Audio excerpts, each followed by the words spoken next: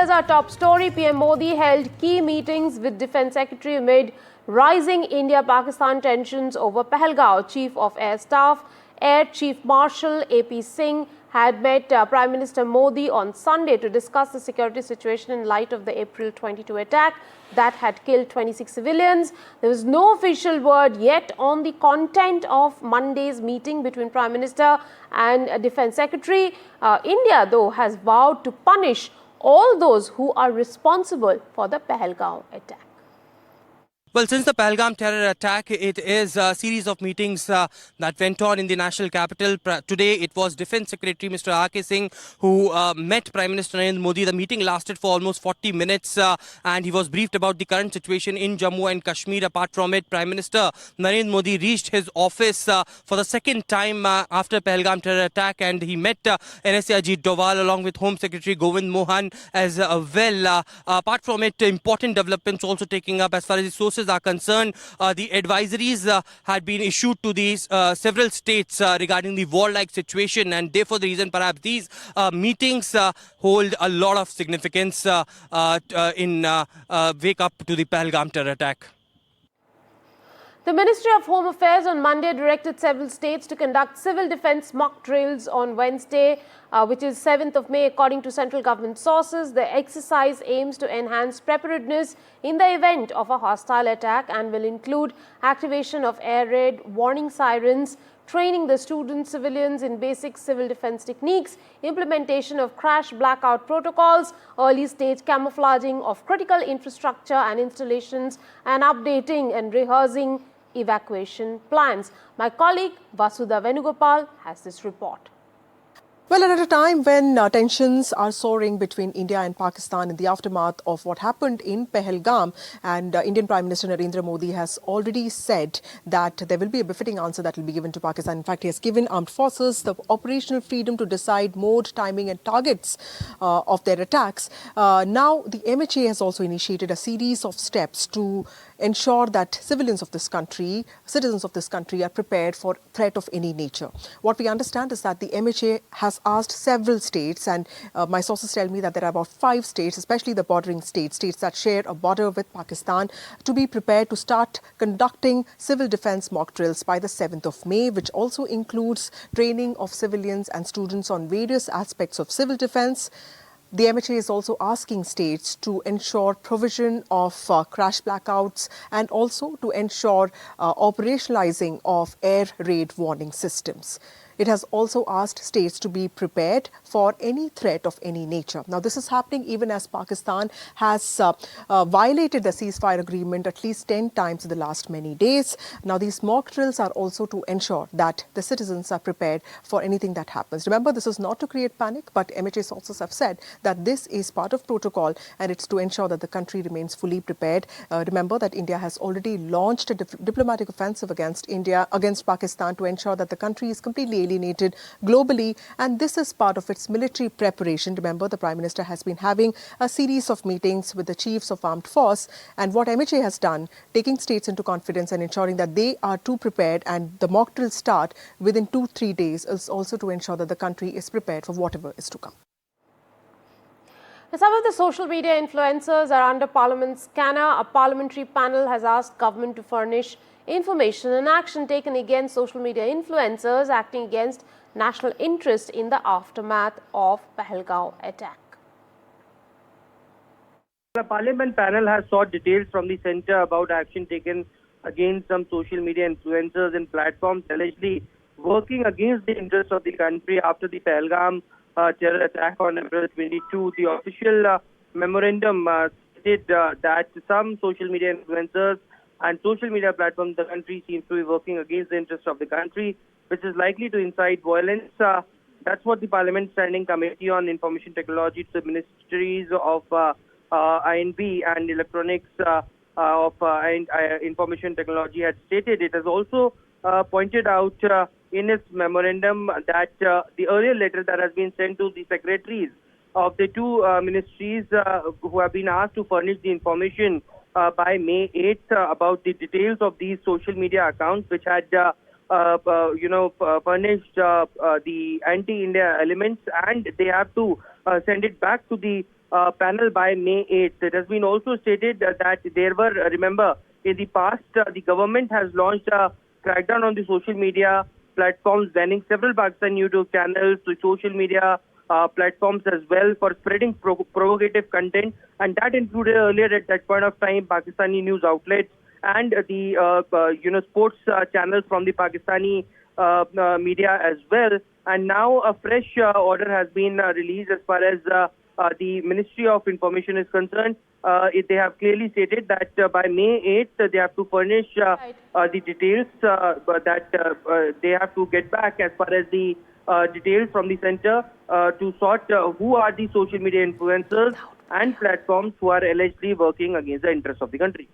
Air India has extended its flight suspension to and from Tel Aviv till 8th of May. The suspension came after a missile attack on Tel Aviv's Ben Gurion International Airport.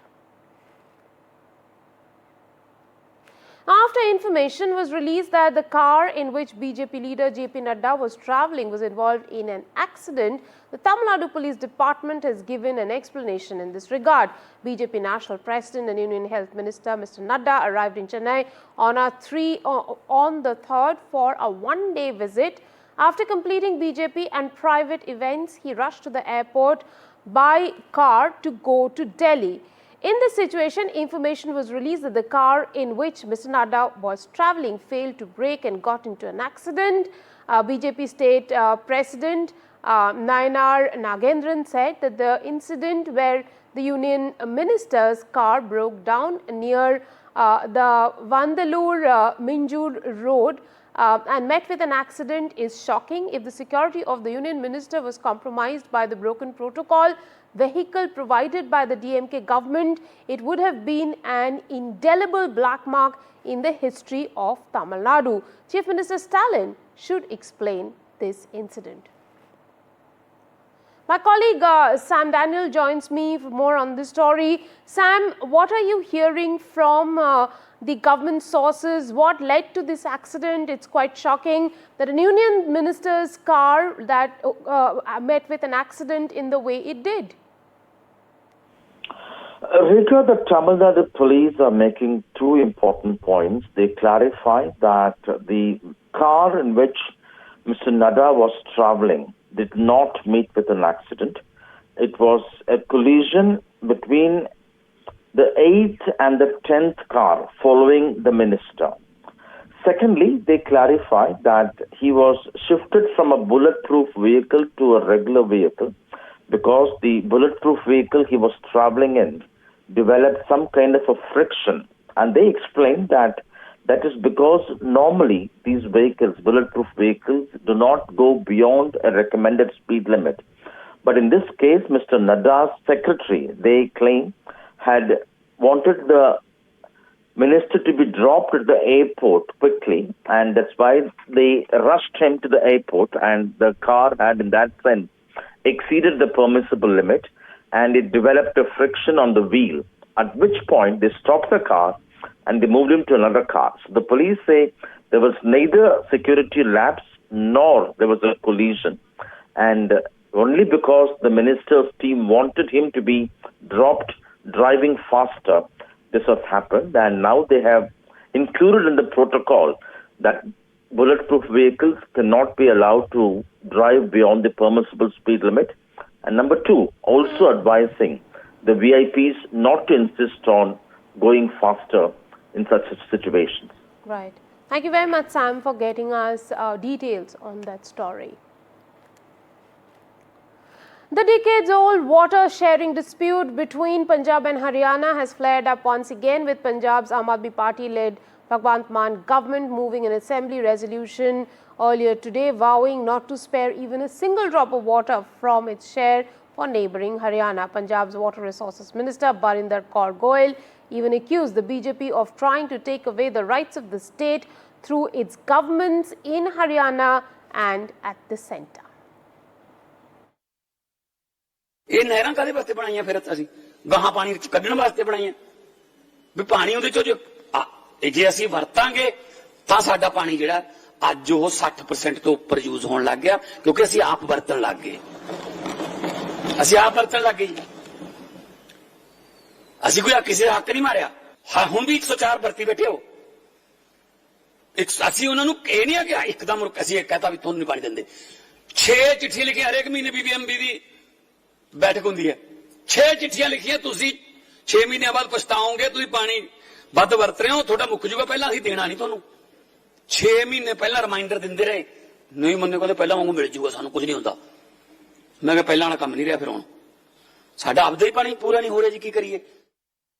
Because it's a question of the waters of Punjab and we being a agrarian state, water is the lifeline of Punjab. So on this very aspect, we have given unconditional support to the government of Punjab.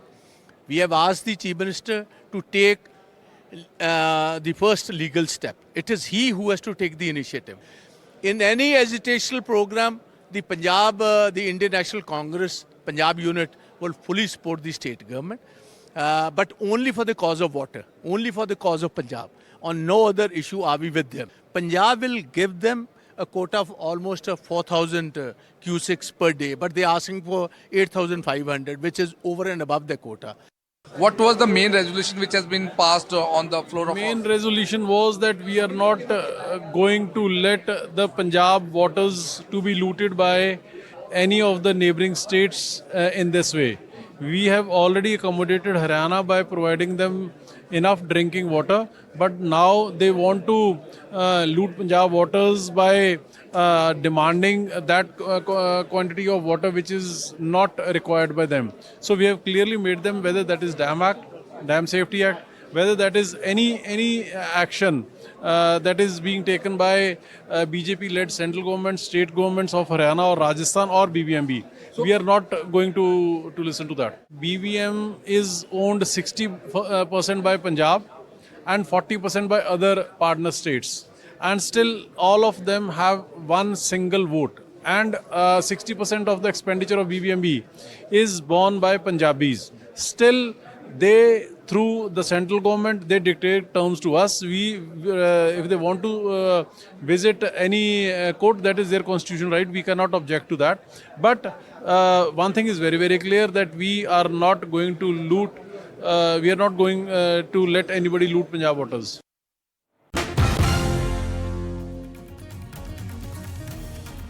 Chief Minister Siddaramaiah today announced that the Justice Nagamohan Das panel will supervise a massive exercise to collect internal caste data within the scheduled castes. Over 65,000 teachers will be deployed to go door to door to collect population data of subcastes under the scheduled caste category, and internal SC quota reservations will be implemented according to the population data. It's a long pending demand amidst worried that a section of the scheduled castes could be cornering the bulk of the reservations. The left people also telling that there are the Dravida in some places, and in some places they are telling that Adi Karnataka and Adi Andhra. So right people also telling the same thing. In order to clarify this and to give the empirical data, we constituted a committee, one-man committee, and he will give the report and recommendations according to the recommendations and the report. The cabinet will take a decision. Senior BJP leader Suvendu Adhikari on Monday launched a scathing attack on West Bengal Chief Minister Mamata Banerjee and accused her of peddling falsehoods and downplaying the severity of violence against Hindus in the recent Murshidabad riots. He also referred to Banerjee's visit to Beldanga in Murshidabad last November following communal tensions, alleging that her statements during that visit emboldened fanatic elements, which he claimed led to the recent violence. বিজেপির বোঝা উচিত সাম্প্রদায়িক দাঙ্গা যারা করে তাদের আমরা criminal বলি, তাদের আমরা কোনো ধর্ম বর্ণ জাতি হিসেবে বিচার করি না। তাছাড়াও আমি কালকে তেহট্টে যে আর্মি মারা গেছেন তার পরিবারকেও ডেকেছি, ছুটিতে আসবে। মুর্শিদাবাদ জেলার একটা ইতিহাস আছে, সংস্কৃতি আছে। একসময় মুর্শিদাবাদ জেলা আপনারা জানেন বাংলার রাজধানী ছিল। মুর্শিদাবাদ জেলাকে কেন্দ্র করে এবং যে দুটো পার্টে মাত্র দুটো ওয়ার্ডে গন্ডগোল হয়েছে, সেটাও কারা করিয়েছেন প্ল্যান করে, কি করে করিয়েছেন, কিভাবে করিয়েছেন, আমি এই কটা দিন ধরে অনেক ক্রস চেক করেছি, রেকর্ডও করেছি। False allegation, politically motivated statement. This Mamata Banerjee said in front of the people of the Murshidabad in last December that here Murshidabad and Malda, Hindus are minor. Muslim will protect Hindus. What happened after that? Mothabadi, Dolian, Samsadganj and Suti. They brutally killed Haragobind Das and Chandan Das. Hindu पलायन हो रहा है, इसके लिए जिम्मेदार कौन है? जिम्मेदार बंगाल की chief minister as well as police minister. She is fully responsible for that reason. The law and order is a state subject. She is failed chief minister. She is failed home minister.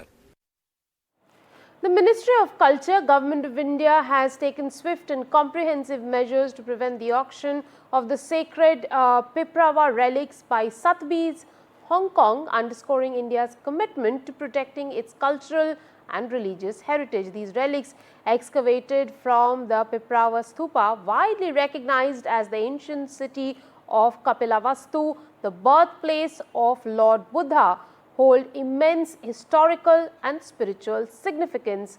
The Piprawa relics, which include bone fragments, soapstone and crystal caskets, a sandstone coffer and offerings such as gold ornaments and gemstones, were excavated by William Claxton Pep in 1898. An inscription in Brahmi script is on one of the caskets, in fact, confirms that these relics of Buddha, and they were deposited by the Sakya clan.